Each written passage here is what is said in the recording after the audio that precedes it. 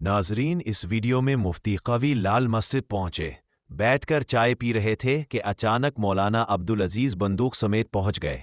مفتی قوی کو مسجد سے نکال دیا اور کہا یہ بدمعاش ہے، جہاں ملے اس کی ٹوٹ پہ کوڑے مارے جائیں۔ مفتی عبدالقوی کو مولانا عبدالعزیز نے لال مسجد سے نکال دیا۔ میں گولی مار دوں گا، جلدی نکلیں یہاں سے۔ اس عمل کو آپ کس نظر سے دیکھتے ہیں؟ کیا یہ رویہ درست ہے مفتی قوی کے ساتھ؟ مفتی قوی لال مسجد کے امام مولانا عبدالعزیز کے حقے چڑھ گیا۔ مولانا عبدالعزیز نے مفتی قوی کو بے عزت کر کے نکال دیا۔ مولانا عبدالعزیز کا کہنا تھا یہاں سے نکل جاؤ نہیں تو گولی مار دوں گا۔ مفتی قوی جہاں پر بھی ملے اسے کوڑے لگائے جائے۔